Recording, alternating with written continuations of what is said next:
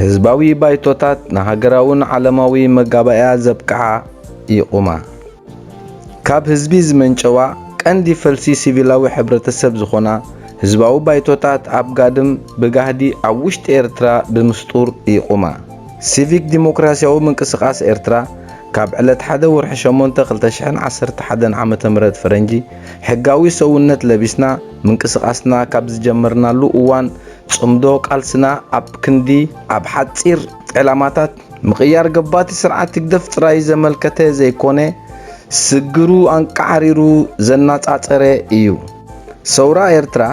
ካብ 1961 ክሳብ 1991 ዝተኻየደ ሃገራዊ ናጽነት ሕቶ ሃገራውነት ሕቶ ዋንነት ፖለቲካዊ ስልጣን ሕቶ ርትዓዊ ተሳታፍነት ህዝቢ ሕቶ ሲቪካዊ መሰላት ወዘተ ከይመለሰን ከየካናወነን ስለ ዝተዓወተ ብቅጽበት ንሃገራውነትን ሓርበኝነትን ነተን ኣብ ሓራ ቦታታት ቆይመን ዝነበራ ህዝባዊ ባይቶታት ነቶም ዝነጥፉ ዝነበሩ ሓፋሽ ውድባት ማሕበራት መንእሰያት ደቂ አንስትዮ ሞያውያን ወዘተ ብምውዳቕን ብምውቃዕን ብምድስካልን ብዘይገለ ጸገም ገባቲ ፖለቲካዊ ስርዓት ክትከል ኣይጸገሞምን ብሕጂ እውን እዚ ተሞክሮ እዚ ክድገም ዘጸግም ነገር የለን እዚ ተሞክሮ እዚ ከይድገም ካብ ሕጂ ኣትሒዝና ድንክል ክንገብረሉን ዝተፈላለየ ኣገባብ ክንጥቀም ንግደድ ኢና ሕብረተሰብ ኤርትራ ከም ሓደ ህያው ሕብረተሰብ ናይ ገዛእ ርእሱ ውዳቤ ክህልዎ ኣለዎ ብሓፈሻ ፖለቲካዊ ውድባት ሰልፍታትን ምንቅስቃሳት ብፍላይ ድማ ህዝቢ ኤርትራ ንገዛእ ርእሶም ሓራ ዘይወፁ ጥቁዓት ናይ ታሪኽ ጉዕዞ ምዃኖም ስለ ንፈልጥ ንጉዕዞ ታሪኽ ንምቕያር ህዝቢ ኤርትራ እቲ ኣዝዩ ከቢድ ዋጋ ዝኸፈለን ዝተፈላለየ ናይ ነዊሕ ፖለቲካዊ ተሞክሮ ዘለዎ ህዝቢ ምዃኑ ስለ ዝተገንዘብና እዩ እዚ ህዝቢ ኤርትራ ኣብ 1945 ክሳብ 1950 ዓመተ ምህረት ሰልፍታት ምንቅስቃሳት ብዜማ ኣዛንዮም ጸቕጥታት ሓያላት ሃገራት ኣሜሪካን ዓባይ ብሪጣንያን ኣብ ዘይደልዮ ፌደሬሽን ተቆሪኑ መሊሹ ን30 ዓመታት መመላእታ ረጽማዊ ሰውራ ኣካይዱ ልዕላውነት ሃገሩ ምስ ኣረጋገጸ ልዑላውነት ህዝቢ ዝተመንዘዐን ዳር ትርኢቱ ዝርኢ ዘሎ ህዝቢ እዩ ካብ ሕሉፍ ተሞክሮኡ ብምንቃል ህዝቢ ኤርትራ ንሓደ ምንቅስቃስ ሰልፊ ወይ ውድብ ስዒብካን ብኡ ተመሪሕካን ተማእዚስካን ዝግበር ቃልሲ ንረብሕኡ ከም ዘይውዕል በዚ ሕጂ ዝርከበሉ ዘሎ ኣሰቃቕን ሓደገኛ ሓለዋት ኣዕርዩ ስለ ዝተገንዘበ ህዝቢ ስለ ዝኾነ መብዛሕትኡ ህዝቢ ነቲ ዝኸይድ ዘሎ ማሕበራዊ ሰውራ ኣማዕድዩ ይዕዘቦ ኣሎ ከምኡ ስለ ዝኾነ ድማ ነቲ እንኮ ህዝቢ ልዑላውነቱ ከረጋግጸሉ ዝኽእል ሕዋም ወይ ፎርሙላ ህዝቢ ንጉዳዩ ኣክንዲ ብተመወልትን ተወከልትን ባዕሉ ጉዳዩ ሒዙ ክፈትሖ ምስ ዝነቅል ጥራይ እዩ ዝብል እምንቶ ኣለና መስርሕ ግዛት ሕግን ዲሞክራሲያዊ ለውጢ ንምርግጋጽ ሓቀኛ ኣብ ድሌት ትጽቢታት ረብሓን መላእ ዜጋታት ዝተመርኮሰ ብተግባር ሓያልን ጠርናፍን ቀጻልነት ከኣ ዘለዎ ህዝባዊ ማዕበል ውደባን የድሊ ኣሎ ንህዝቢ ዝዕግብ ንረብሓታቱ ከኣ ዝከላኸል ቁኑዕ ንጹር ውደባን ናይ መስመር ቃልሲ ንተርኡን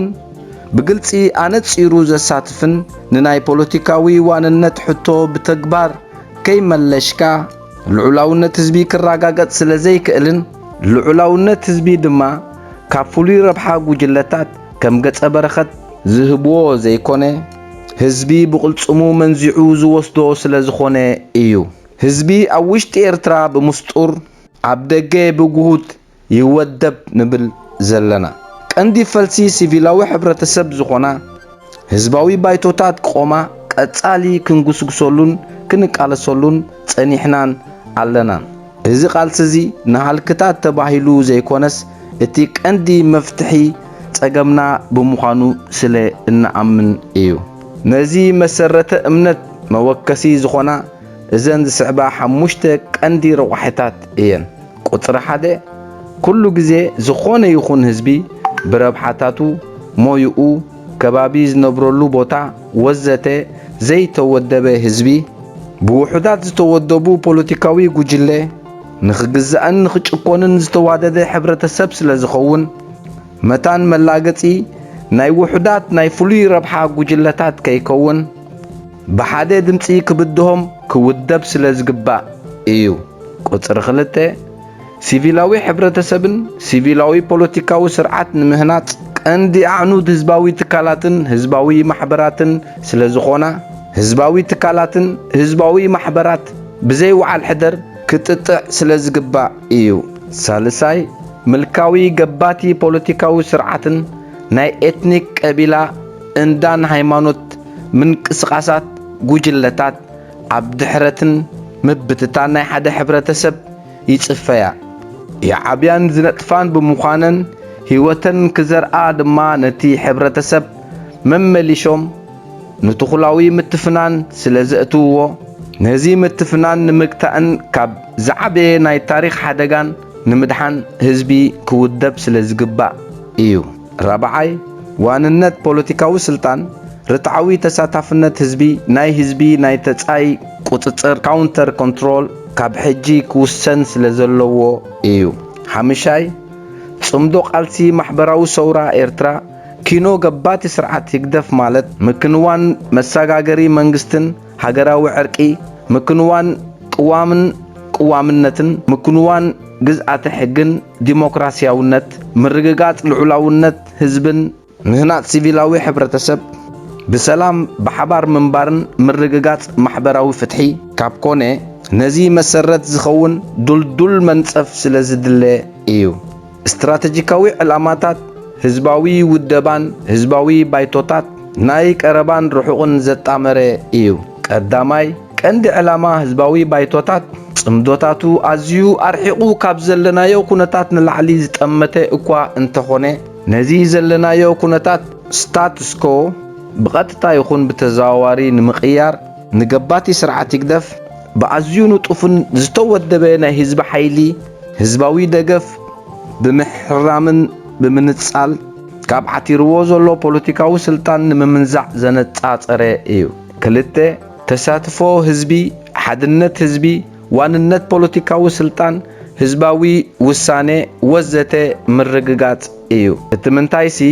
እዚ እንተ ተረጋጊጹ ብሓባር ብሰላም ንምንባር ማሕበራዊ ፍትሒ ንምርግጋጽ ዝተዋደደ እዩ። እቲ ምንታይሲ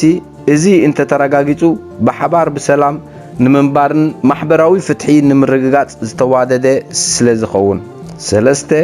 ኣብ ዲያስፖራ ይኹን ኣብ ውሽጢ ኤርትራ ኣዝየን ንቑሓት ሓላፍነታትን መሰላታትን ጥቕምታትን ዝፈልጣ ዱልዱላት ማሕበረኮማት ብምህናጽ ንማሕበራዊ ስነ ኣእምራዊ ኣቃውማ ሕብረተሰብ ኤርትራ ናብ ሓደ ዱልዱል መኣዝን ንምምእዛን ዝዓለመ እዩ። ኣርባዕተ ህዝቢ ግዳይ ገባቲ ስርዓትን ፍሉይ ናይ ሰብ ረብሓ ውድባት ከይከውን ብዝተወደበ ህዝባዊ ትካል ነፍሱ ምክልኻል ምግባር ዝዓለመ እዩ። ሓሙሽተ ንገባቲ ስርዓት ይግደፍ ብጥርኑፍ ድምፅን ብጥርኑፍ ሰብን ካብታ ዝነኣሰት ቦታ ክሳብ ብደረጃ ዓለም ንምግጣሙ ዝዓለመ እዩ። ሽዱሽተ ወሳኒ ግደ ህዝቢ ኣብ ምቕያር ስርዓትን ምቕያር ሕብረተሰብን ጊድኡ ንምርግጋጽ ዝዓለመ እዩ። ሸውዓተ ሓርነት ሕብረተሰብ ምስ ፖለቲካዊ ሓርነት ውልቀ ዜጋ ዝተሓሓዘ ስለ ዝኾነ ወሳኒ ግደ ውልቀ ዜጋን ሓርነት ውልቀ ዜጋ ዘረጋገፀ ናይዚኦም ምትእስሳር ድማ ሓርነት ሕብረተሰብ ርጉፅ ስለ ዝገብሮ እዩ። ኩሉ ንፅዕሮን ንብህጎን ሲቪክ መሰልን ዲሞክራሲያዊ መሰላት ንውልቀ ዜጋ ዘማእከለ ስለ ዝኾነ ወይ ድማ ውልቀ ዜጋ ሓራ እንተዘይኮይኑ ሕብረተሰብ ሓራ ክኸውን ስለ ዘይክእል ነዚ ንምርግጋጽ ዝዓለመ እዩ። ሸሞንተ ሓርነት ሃገርን ህዝብን ንምርግጋጽ ዝዓለመ እዩ። ትሽዓተ ዝለዓለ መረጋገጽን ናይ ዘመናዊ ሃገርን ዘመናዊ ፖለቲካዊ መንነት ንምርግጋጽ ናይ ኩሉ ዜጋ ማዕርነት ኣብ ቅድሚ ናይ ሓባር ሕጊ ስለ ዝኾነ። ትሽዓተ ዝለዓለ መግለጽን መረጋገጽን ናይ ዘመናዊ ሃገርን ዘመናዊ ፖለቲካዊ መንነት ንምርግጋጽ ናይ ኩሉ ዜጋ ማዕርነት ኣብ ቅድሚ ናይ ሓባር ሕጊ ስለ ዝኾነ ንግዝኣተ ሕጊ ዘረጋግጽ ቀንዲ ህዝባዊ ፈለግ ሜይንስትሪም ንምፍጣር ዝዓለመ እዩ። 10 ንጥዕና ዘለዎ ህዝባዊ ዘተ ህዝባዊ ውደባ ብሩህ ናይ ሓባር መጻእን ሃገራዊ ዕርቂ ዘጣዓዕም ዝዓለመ እዩ። ህዝባዊ ባይቶታት ብኸመይ ክከናወና ይኽእላ? መእተዊ ቅድሚ ኣብ ዝርዝራት ኣገባብ ኣከናውና ህዝባዊ ባይቶታት ምእታውና ምብራህና ኣቐዲሙ ዝጸንሐ ውዳበታት ከም ዘሎ ክንፈልጥ ኣለና። እዚ ዝጸንሐ ውዳበታት ብመልክዕ ፖለቲካዊ ሰልፍታት፣ ውድባት፣ ግንባራት፣ ምንቅስቓሳት ሲቪልን ሲቪክን ማሕበራት ምዃኑ እውን ኩሉ ዝግንዘቦ እዩ። እዚ ኣቐዲሙ ዝጸንሐ ውዳበታት እንኳን ዶ ንዝገጥመና ዘሎ ብድሆታት ንምፍታሕሲ ንገዛእ ርእሱ ዘስረሮ ዓቕምታት ከጥሪ ስለ ዘይከኣለ ንገዛእ ርእሱ ዘስርሮ ዓቕምታት ከጥሪ ስለ ዘይከኣለ ንገዛእ ርእሱ ክፍታሕ ዘለዎ ጸገም ወይ ተወሳኺ ጸገም ኮይኑ ጸኒሑ ኣሎ። ዓቕምታቱ ኣዝዩ ድሩት ስለ ዝኾነ ብዘይከልዓለ መታን ክሰርር ተባሂሉ ንፖለቲካዊ ውሳነታቱን ዕላማታቱን ኣብ ዋጋ ዕዳጋ ዘሳጥሐ እዩ። ከምኡ ስለ ዝኾነ ድማ ዝበዝሐ ህዝቢ ክስዕቦን ክድግፎን ኣይተራእየን። ዓሳ ኣብ ባሕሪ ይነብር፣ ቃልሲ ድማ ኣብ ከስዒ ህዝቢ ዝነብር ማሕበራዊ መስርሕ እዩ። ህዝቢ ካብ ከስዑ እንተተፊእዎ ህይወት ስለ ዘይብሉ ብዘይ ህይወት ክነብር ዝውስን እንተሃልዩ መሰሉ ስለ ዝኾነ ክቕጽል ይኽእል እዩ። ኣነስ ሒዘዮ ዝጸናሕኩ መስመር ጉጉይ ስለ ዝኾነ ምስ ህዝበይ ይሕሸኒ ዝብል እንተሃልዩ እቲ ኣፍ ደገ ህዝቢ ርሑብ እዩ። ብወገኖም መታን ክትስዕብዎም ከምዚ ዝስዕብ ሓቂ ዝመስል የግዳስ ንሰብ ተጠራጢሩ ቆራጽ ውሳነ ከይወስድ ዝገብሮ እንሳዕ ዝንገር ኣባህላታት ከምዚ ዝስዕብ እዩ። ሓደ ሃገርናን ህዝብናን ኣብ ሓደጋ ተጻጢሑ ስለ ዝርከብ ዘላቡን ፍሕትሕት ዘብል ግዜ ስለ ዘየለና መታን ሃገርናን ህዝብናን ክድሕን ኣብ ክንዲ ሓድሽ ውደባ ምጥያስ ኣብ ዘሎ ውዳበታት ኣቲና ክንቃለስ ኣሎና ከብልኹም እዮም። ክትበልዓ ዝደለኻ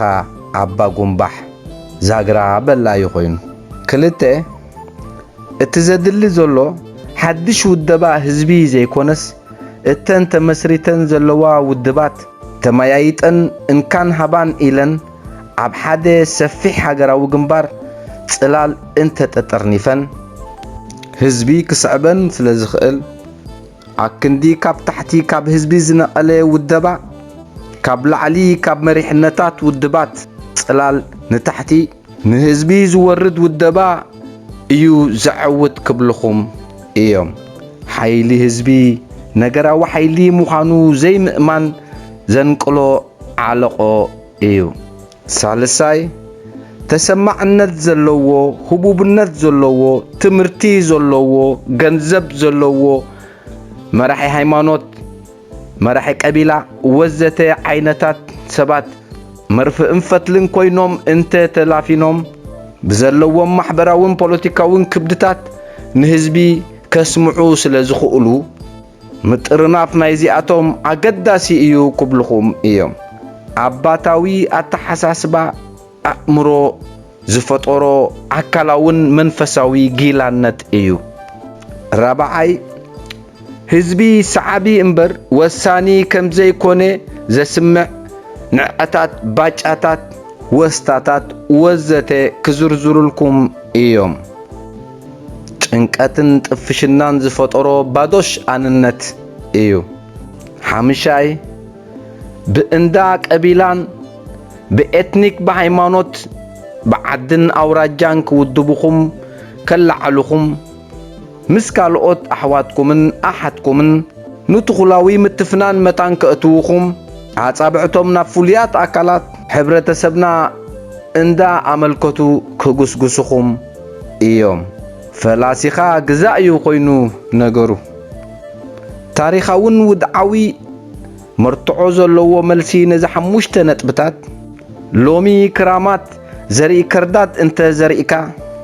ቀውዒ ስርናይ ክትሓፍስ ኣይትኽእልን ኢኻ ሰውራ ኤርትራ ንሃገራዊ ናጽነትን ሓርነትን መላእ ህዝቢ ተሳቲፍዎን ስዒብዎ ንሰራዊት ገዛኢት ኢምፕራጦርያዊት ኢትዮጵያ ካብ መላእ ኤርትራ ሓግሒጉ ልዕላውነት ኤርትራ ኣረጋጊጹ ኣብ ምርግጋጽ ልዕላውነት ህዝቢ ግን ፈሺሉ እቲ ምንታይሲ ህዝቢ ሰዓቢ እምበር ወሳኒ ኣይነበረን ኣብቲ እዋንቲ ዝነበራ ህዝባዊ ማሕበራትን ህዝባዊ ባይቶታትን ናፃን ሓራን ዘይኮና ብመምርሒ ውድብ ህዝባዊ ግንባር ሓርነት ኤርትራ ዝቆማን ዝፍንጣሓን ምንባረን እዩ ህዝቢ ኤርትራ ነዚ ቅድሚ 20 ዓመት ዝሓለፎ ተመክሮ ሕጂ ክድገም እንተኾይኑ ንገዛእ ርእሱ ሓደገኛ ህዝብን እቲ ፍጻሜ ድማ ዝለዓለ ገበን ናይ 21 ክፍለ ዘመን ኣብ ታሪኽ ወዲሰብ ክቁፀር እዩ ህዝቢ ክንብል እንከሎና እንታይ ማለትና እዩ ህዝቢ ዝበሃል ብፍኑው ኣገባብ ብኣሃዛዊ ቁፅሪ ዝጽብጸብ እኩብ ሰብ ጥራይ ማለት ኣይኮነን ህዝቢ ልዑልን ንጡፍ ህልውና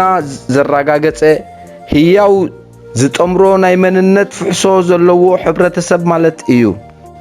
በዚ ዝስዕብ ረቋሕታት ድማ ይልለ ቀዳማይ ልዑላውነት ህዝቢ ብጂኦግራፊካዊ ክሊ ቦትኡ ፖለቲካዊ ስልጣኑን ሲቪክ ሓርነቱ ይግለጽ ካልኣይ ንጡፍነት ህዝቢ ብዘለዎ ተሳትፍኡ ኣብ ፖለቲካዊ ቁጠባዊ ማሕበራውን ባህላውን ህይወቱ ዓይነት ተሳታፍነቱ ይግለጽ ሳልሳይ ህያውነት ህዝቢ ብትካላዊ ገጻቱ ብዲሞክራፊካዊ ጎንታቱ ብማሕበራዊ ቀጸላታቱ ብምክፍፋል ዕዩኡን ሞያታቱን ብኤትኒክ ጉጅለታቱን መለኮታዊ እምነታቱን ይግለጽ ናይዞም ኣቐዲሞም ዝተገልጹ ረዋሕታትን ድልየታቱ ተመክሮታቱ ረብሓታቱ ታሪኹን ተመክሮታኡን እኩብ ድምር ህዝቢ የብሎ ህዝቢ ዝበሃል ከምዚ ካብ ኮነ ህዝቢ ኣብ ዝካየድ ማሕበራዊ ሰውራ ብኸመይ ይሳተፍ ዝብል ሕቶ እዩ ክልዓል ዝኽእል ዝውቱራት ክልተ ዓይነት ተሳትፎ ኣለዉ ሓደ ንህዝቢ ድኹም ጎንታቱ መዝሚስካን ሓይሊ ተጠቂምካ ብምትላል ብምቅዕባዕ ብምግዳድ ብዓመፅ ብምግፋዕን ምጭዋይን ወዘተ ዝካየድ ተሳትፎ እዩ እዚ ዓይነት ተሳትፎ ብፍጹም ክንጸግ ዘለዎ ብልሓት ተሳትፎ እዩ ክልተ ንህዝቢ ብምርዓምን ምንጻግ ብጥቕሙን መላእ ሕግበቱን ብናፃ ድልየቱን ውሳነታቱን ብንቑሕ ኣፍልጥኡ ሓላፍነቱን መሰሉ ወዘተ ዝካየድ ተሳትፎ እዩ እዚ ዓይነት ተሳትፎ ክረዓምን ክዝውተር ንቃልሰሉ እዩ ስለዚ ተሳትፎ ህዝቢ ብመሰረት ስሩዕ ህላዊኡን ሓቀኛ ናይ ህዝቢ ተሳትፎ ክኸውን ከም ዘለዎ ስለ እንኣምን ናብቲ ቀንዲ ዛዕባና ክንኣቱ ኢና ብትዕዝብትና እዞም ኣብዚ እዋን እዚ ኣብ ሰሜን ኣፍሪቃን ማእከላይ ምብራቕን ንገበትን ሓውሲ ገበትን ስርዓታት ዝቐየሩ ህዝባዊ ናዕብታት እውን እንተኾነ ብተረባሕነት ናይቶም ተወዲቦም ጸንሑ ውሑዳን ሓይልታት ከደምደም ደኣምበር በተረባሕነት ናይቲ ኣብ ጎደናታት ተሰሊፉ ንለውጢ ዘረጋገጸ ሰፊሕ ሓፋሽ ህዝቢ ክዛዘም ኣይረኣናን እዚ ዝኾነሉ ቀንድን መሰረታውን ምኽንያታት ከዓ እቲ ሰፊሕ ህዝቢ ሕድሕዱ ተላዚቡን ተዛትዩን ብምርኻብ ንረብሓታቱ ሓቢሩ ዝሕልወሉ ጥርኑፍ ህዝባዊ ውዳበታት ከካናውን ስለዘይከኣለ እዩ ኣብ ታሪኽናን ተመክሮናን ውደባ ብልማድ ንፖለቲካዊ ውድባት ወይ ሰልፍታት ጥራሕ ዝተሓዝአ ኣራዳድኣን ትርጉምን እዩ ክወስድ ጸኒሑን ዘሎን ይኹን እምበር ናይ ስልጣን ተሻረኽቲ ዘይኮኑ ዝተፈላለዩ ህዝባውያን ናይ ሞያ ማሕበራት ናይ ሲቪክ ትካላት ነፃ ዝኾነ ሻርነት ዘይብሎም ናይ ጋዜጠኛታት ሜድያ ትካላት ናይ ሰብኣዊ መሰልን ግብረ ሰናይን ነፃ ማሕበራት ወዘተ እዚኦም ውን እንተኾኑ ተምሳልን ኣብነት ናይ ህዝባዊ ውደባ ምዃኖም ክዝንጋዕ ኣይግባእን እዩ ኣብ መጻኢ ንህዝቢ ዋሕስ ዝኾኖ እዚ ህዝባዊ ትካላት እዚ ስለ ዝኾነ ካብ ጽልዋ ፖለቲካዊ ኣጀንዳታትን ናይ ስልጣን ተቋራቆስቲ ሰልፍታት ወይ ውድባትን ሓራ ብምዃን ሻራ ዘይብሉ ውድብ ህዝባዊ ትካላት ካብ ሕጂ ኣትሒዙ ክስረትን ከማዕብልን ይግባእ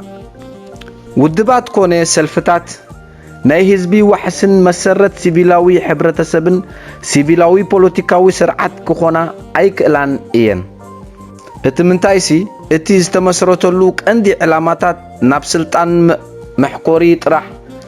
እዩ ንቕሎ ኣተሓሳስባተን ከመይ ጌርካን ስልጣን ይጭብጣን ከመይ ጌረን ንሳተን ዝሓስብኦን ዝደልዮን ምሕደራ ወይ ዓይነት ስርዓት ንህዝቢ ብሓይሊ ምትላል ኣመንጊካ ብምውሓጥ ትምእዘዝ ስለ ዝኾነ እዩ ስለዚ ህዝቢ ንረብሓታቱን ጥቕምታቱን ዝከላኸለሉ ንቑሕ ዝኾነ ህዝባዊ ነብሰ ውደባ ክገብር ታሪኽን ግዜን ይጽውዕ ከም ዘሎ ክነጽር ይግባእ ህዝባዊ ውደባታት ንህዝባዊ ባይቶታት ንምቋም ነዚ ዝስዕብ ትሕዝቶ ኣብ ግምት ዘእተወ ክኸውን ኣለዎ ቀዳማይ ህዝባዊ ውደባን ህዝባዊ ባይቶታት ብደረጃ ከባቢ ጎደቦታት ከባቢ ሃገር ክፍለ ዓለምን መላእ ዓለም ክውደባን ከድህያ መታን ብቕዓት ትካላዊ ጥርናፈ ንጹር ዳይናሚክስ ስልትን ስትራቴጂን ተወፋይነት ግሉጽነት ተሓታትነት ብዙሕነት ርትዓውነት ዝምእዝኖ ንጹራት ዛዕባታት ዘለወን ክኾና ኣለወን ዘልዕልኦ ዛዕባታት ኣብ ዝሓለፈን ዘሎን ክውንነት ወይ ተረኽቦታት ጥራይ ዝተመርኮሰ ዘይኮነ ካብ ዝሓለፈን ዘሎን ነቒለን ንመጻኢ መስመራዊ ዝኾነ ናይ ግዜ ቅየሳ ጉዕዞ ብምእማን ዝኣንፈተ ክኸውን ይግባእ ህዝባዊ ውደባታትን ህዝባዊ ባይቶታትን ካብ ድርኺት መዓልታዊ ተረክቦታት ታሪኹን ጽልኡን ንገባቲ ስርዓት ይግደፍ ምሁራት ዘነዓዓበን ጥራይ እንተኾይኑ ጽኑዕ ዕላማታት ስለ ዘይውንናን ጽኑዕ መሰረት ስለ ዘይብለን ኣብ ዝኾነ ይኹን ኩነታት ክብተናን መሳርሒ ውድባት ወይ ስርዓት ክኾና ኣዝዩ ቀሊል እዩ መታን ብቐሊሉ ከይብተናን መሳርሒ ናይ ካልኦት ሓይልታት ከይኾናን ንኹለን ዝምልከት ኣዝዩ ጭቡጥ ኣሳሳይ ኣሳታፊ ሓቋፊ ወዘተ ልዕሊ ኩሉ ድማ ንመጻኢ ኣርሒቑ ዝጠመተ ንጹር ስትራቴጂን ስልትን ዝወነና እንተኾይነን ንጥፈታተን ውዳበታተን ጉዕዘአንን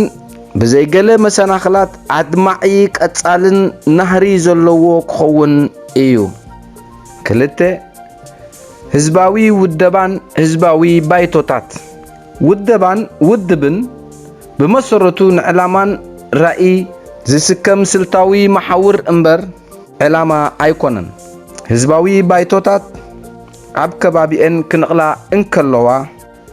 ንጹር ናይ ንቕሎ ዕላማን ራእን ክህልወን ኣለዎ እንዳ ዓኾኻ ኣብ ዝኸዳሉ እዋናት እቲ ኣብ ውሽጠን ዝፍጠር ናይ ሰብኣዊ ርኽክብ ዳይናሚክስ ንዕላማታትን ራእየን እንዳ ሰሓሎን እንዳ ጸረቦን ክኸይድ እዩ ልዕሊ ኩሉ ግን ኣብ መስርሕ ብቑዓት መራሕቲ እንዳ ተፈጥሩን እንዳ ተለለዩን ክኸዱ ምዃኖም ኣብ ግምት ክኣቱ ኣለዎ ሳልሳይ ህዝባዊ ውደባን ህዝባዊ ባይቶታት ብናጽነቶም ዝኣወጁ ምትእስሳር ናይ ናጻ ዜጋታትን ኣብታ ዝነብሩላ ከባቢ كم كندي حمرت حبرتسب كوينو زنطف محبرسب سلازخونه مسارحي نايزلو سرعت وي دما نايزلوا تقاومتي سرعت متان كيخون صنوع حقي مكالاخلي درعي زلو كخون يقبع كابتا خيلا مؤزوزنت نمحبرسب كناقف كتصعد علو كابتا خيلا مؤزوزنت نمحبرسبو كناقف كتصعر علو اتمنتايسي مدلدالن معباي هزباوي بايتوتات مسحرنتون ناطنتون زرغاغت بمخانو ايو 4 هزباوي ودبان هزباوي بايتوتات ابز نبرلو كبابي مستودبه لعلي ابتي كبابي او زكايدو نطفتات ناب غودوبوتاتو سجر غودوبوتاتو وردتاتن كفل هاجرن كفل هاجر كفل علمن علم مسكالوت هزباوي ودبان هزباوي بايتوتات قصباوي متأسسار قلبت ركب solidarity and network كفترة علون نتي بدرجة هاجرن كفل علمن زفتر هزباوي ودبان هزباوي بايتوتات نأدمعي بالحي كينات ويدما ناي هزبي تسقطي حيلي متان كبقع بدرجة علم نابت أرنافي وعلا كعاتو علوو أب وعلا آتيو ناي حبار دلدل وعلا بلاتفورم مسفترة هذا دلدل هزباو تكال كخون ايو ازي دلدل هزباو تكال ازي هي بعلم لخوي درجة تسمعنتن قبولنتن كهلو ايو لا نسرعات يقدف كاب هزبي سلازي نصلو ناي بوليتيكاوي تكبر اقومي ممخان كمبركخو زخل ايو هي تساتافنت هزبن لعلاونت هزبي كراغاغت ايو ما ودوب هزبي سلازخونه ملاغتي ناي فلوي سبربحا وجلتات ايكخونن ايو ر نتي اوشتي هاجرنا زاغيت بخيرو زولو ناي هزبي تقاومو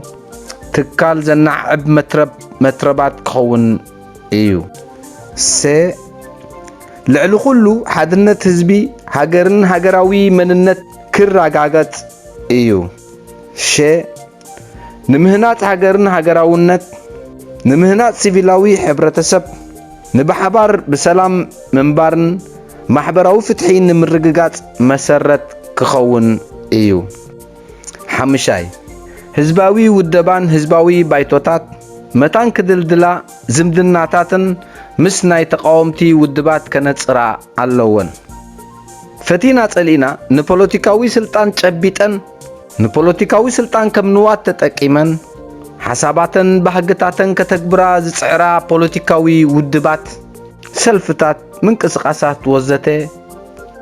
كهلوا اين بمسرتو هزباوي ودبان هزباوي بايتوتات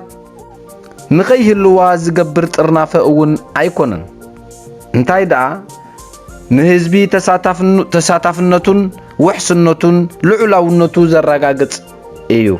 سلازي اب كندي تصاررتي ننحدحدن تمالالعتي اكندي حدا طبقو ناي تخالق طبقو زخون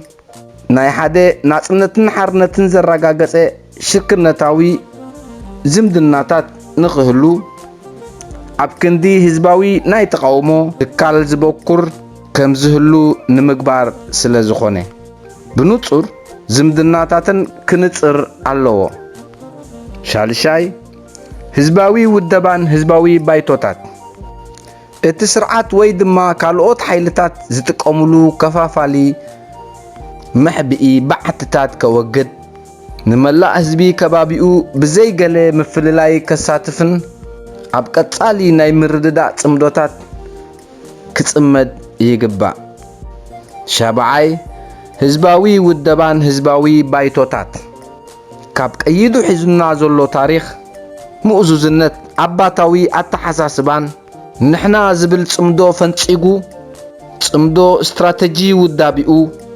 التازنا عسد كبابن ناصا ولق زيغا اني زبل كخون الله شامناي ህዝባዊ ውደባን ህዝባዊ ባይቶታት ጽምዶ استراتيجيان ዝነኣሰት ከባቢ ሎካል ንውልቀ ዜጋ ኢንዲቪጁዋል ሲቲዘን ዘማእከለ ስለ ዝኾነ ቅርጻ ምትእስሳርን ቀለቤት ርክብን ካብ ዝወሓደ ፍቕዲ ሰብ ናብ ዝበዝሐ እንዳተጣላለፈ ይኸይድ። ገሊአን ማሕበረኮማት ብዝሒ ወይ ዋሕዲ ሰብ ዘለወን ክኾና ከም ዝኽእላ ዘጠራጥር ኣይኮነን። እተን ዋሕዲ ዘለወን ብሓባር ተጠርኒፈን ክውደባ ይኽእላ። እተን ብዝሒ ሰብ ዘለወን ድማ ኣብ ውሽጢ ማሕበረኮመን ናፃ ዝኾና ክፍልታት ቻፕተርስ፣ ሓይሊ ዕማማት፣ ታስክ ፎርስ፣ ማሕበር ሰራሕተኛ፣ ማሕበር መንእሰያት፣ ማሕበር ደቂ ኣንስትዮ፣ ማሕበር ሞያውያን ወዘተ ከቁማ ይኽእላ። እዚ ዝቆመ ማሕበረኮማትን ናፃ ማሕበራት ካብታ ዝነኣሰት ቦታ ነቒሉ ብደረጃ ሃገርን ዓለምን ከም ዝውደብ ከም ዝተኣሳሰር ይግበር። ብኸመይ ህዝባዊ ውደባታት ንህዝባዊ ባይቶታት መስርሕ ይከናወን? ቁፅሪ 1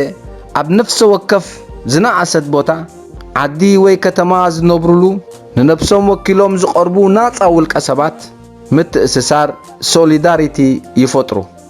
እዚ ምትእስሳራት እዚ ኣብ ዝነብሩሉ ዘለዉ ኣከባቢ ጥቕምታቶም ምርግጋጽ ዝገጥሞም ብድሆታት ንምፍታሕ ኩነታት ማሕበረኮምን ሃገሮምን ኣመልኪቶም ድሕሪ ምዝታይ ከተኣሳስሮምን ክፈላለዮምን ዝኽእል ነገራት ድሕሪ ምልላይ ኣብ እንካን ሃባን መስርሕ ይኣቱ።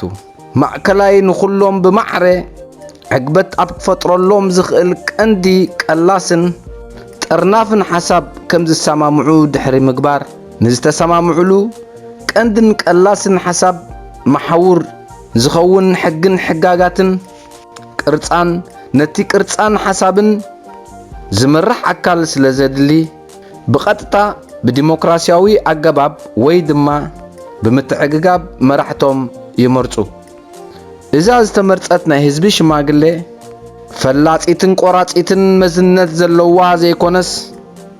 ናይ ምውሃድ መዝነት ጥራይ ዘለዋ ክትከውን ይግባእ። መላእ ዝቆመ ማሕበረኮም ኮሚኒቲ ዝተሰማምዓሉ እጉሚ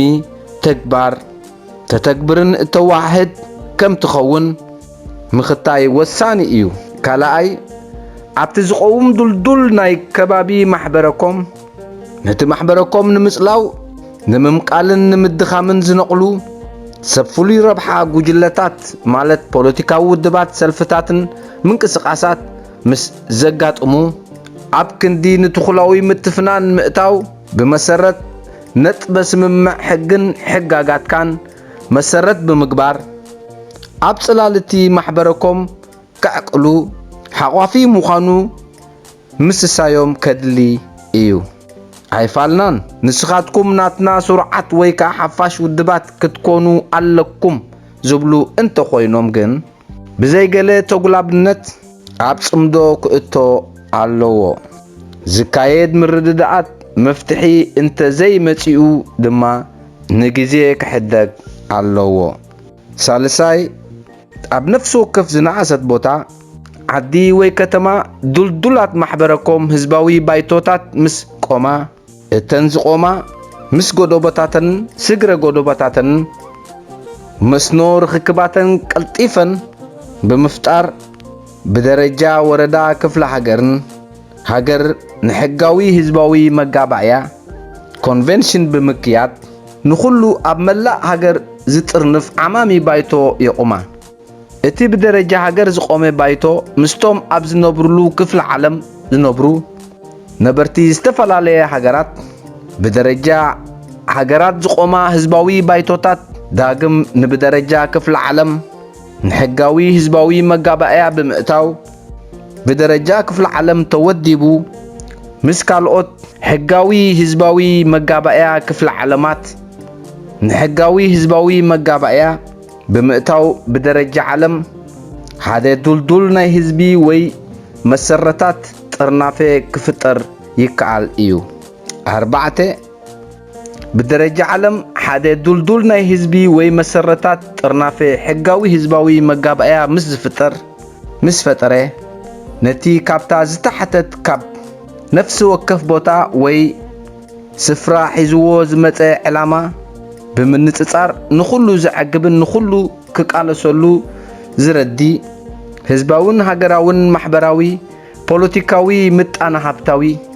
ባህላውን ፖለቲካውን ጥርናፈ ባህላውን ዲፕሎማሲያዊ ጥርናፈ ቻርተር መራሕ ገበይ ሮድማፕ ውሽጣዊ ቁዋም ዕማምን መዝነት ዕማምን አድማዕ ስልትን ስትራቴጂ ኃይል ዕማማት ወዘተ ካብትማሊ ነቂሉ ንሎሚ ካብ ሎሚ ነቂሉ ንጽባሕ ቀጻሊ መጻእን ዝጠመተን ዘገናዘበ መደባት ክኸውን ከም ዘለዎ ብምክንዋን ንፖለቲካውን ማሕበራውን ብድሆታት ህዝብን ሃገርን ኤርትራ ንምፍታሕ ይጽመድ ሓምሻይ ከተግብሮ ዝግብኦ ቀንዲ ዕታር መትከላት እዘን ዝስዕባ እየን ቀዳማይ ንጎነፃዊ ቃልሲ ዝደፋፍኡ ረቋሕታት አባይታ እኳ እንተሃለው በዚኦም ተደፋፊካ ኣብ ጎነጽ ከይተኣቱ ምጥንቃቕ እዩ ካልኣይ ድማ ዕማም ፖለቲካዊ ውድባትን ሰልፍታት ማለት ፖለቲካዊ ስልጣን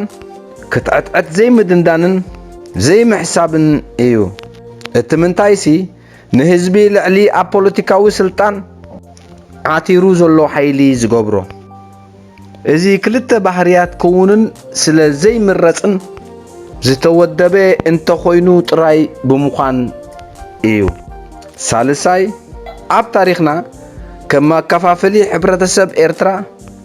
እቲ ኣብ ስርዓት ዘሎ ይኹን ኣብ ተቃውሞ ዝጥቀሙሎም ዝጸንሑ ሻዕብያ ጀብሃ ዋርሳ ይከኣሎ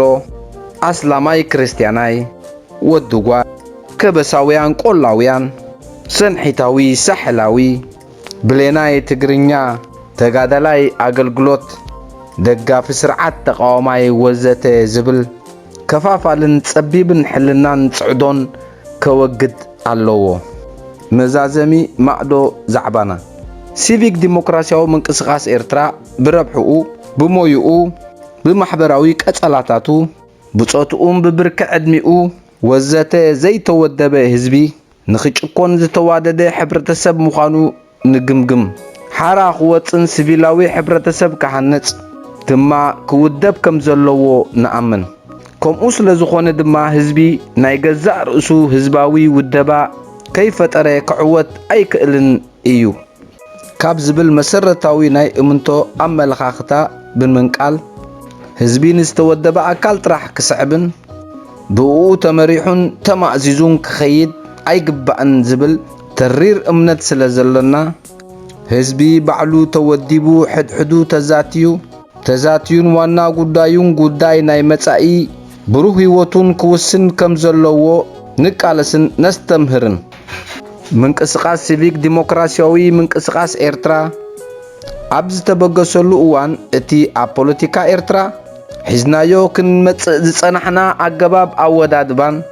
ናይ ውድባት ሰልፍታት ናይ ስልጣን ውድድር መልክዕ ዝሓዘን ጉዕዞ ከምኡ እውን ህዝቢ ሰዓብን ተኸታልን ናይ ሓደ ሰልፊ ውድብ ክትገብሮ ዝዓለመ ኣገባብ ኣቃላልሳን ፈጺሙ ዘይዕውትን ኣረጊትን ስልታዊ ኣገባብ ውደባ እዩ ብምባል ብሓድሽ ቅዲ ሓሳብ ፓራዳይም ሺፍት ውደባን ክቕየር ኣለዎ ዝብል መደምደምታ ምስ በጻሕና ቁኑዕ ሓሳብ ምስ ታሪኽናን ዘመናውነት ኤርትራ ዝኸይድ ሲቪክ ሃገራውነት ነዚ ሓሳብ እዚ ዝጸውር ዳይናሚክ ናይ ህዝቢ ውደባ ክኸውን ከም ዘለዎ ዓጊብና እቲ ምንታይሲ ኣብ ጽቡቕ ፍቓድ ናይ ፍሉያት ሰብ ረብሓ ወይ ድማ ፖለቲካዊ ውድባትን ሰልፍታትን ግዚኡ ዝሓለፎን ልዑላውነት ህዝቢ ሙሉእ ብምሉእ ዘይረጋግጽ ብምዃኑ እዩ ግሎባሊዜሽን ዝተወደቡ ናይ ፍሉይ ሰብ ረብሓ ጉጅለታት ቀዳምነት ረብሓ ህዝቢ ውሳኔ ህዝቢ ባህግታት ህዝቢ ወዘተ ክሰርዑ እዮም ዝብል እምንቶ ብፍጹም የብልናን ስነ ሓሳብ ሲቪክ ሃገራውነት ዳይናሚክስ ህዝባዊ ውደባን ህዝባዊ ባይቶታት ካብቲ ቀንዲና ሃገርናን ህዝብናን ካብ ሒዝዎ ዘሎ ጉይ መኣዝን ናብ ቁኑዕ መኣዝን ዘማእዝን ካብ ተጸጢሕዎ ዘሎ ሓደገኛ ቃራና መገዲ ዘድሕን ተሳትፎን ወሳንነት ህዝቢ ዘረጋግጽ ቀንዲ መሰረት ሲቪላዊ ሕብረተሰብ ተሳትፎን ወሳንነት ህዝቢ ዘረጋግጽ ሃገራውነትናን ሃገራዊ መንነትናን ዝውስን ብሓባር ብሰላም ክንነብር ዘጣዓዕም ተሳትፎን ወሳንነት ህዝቢ ዘረጋግጽ ሃገራውነትናን ሃገራዊ መንነትና ዝውስን ብሓባር ብሰላም ክንነብር ዘጣዓዕም አንፈት ማሕበራዊ ፍትሒ ዘረጋግጽ ቀንዲ መሰረት ሲቪላዊ ሕብረተሰብ መንግስትን ጋቨርንመንት ደውላን ስቴት ዝኸውን ንጽዕዶን ጥቕምን መላእ ህዝብን ንጥርኑፍ ፖለቲካዊ ምጣነ ሃብታዊ ማሕበራውን ባህላውን አንፈት ዝገርሕ ህሞት ዝፈጥር መትረብ ብምዃኑ እዩ። ህዝቢ ይመሃር ይንቃሕ ይስራሕ ይወደብን ይቃለስ ህዝባዊ ባይቶታት ንሃገራውን ዓለማዊ መጋበእያ ዘብቅዓ ይቁማ ዓወት ንህዝቢ ኤርትራ ሲቪክ ዲሞክራሲያዊ ምንቅስቓስ ኤርትራ ዕለት 14 ወርሒ 2 2012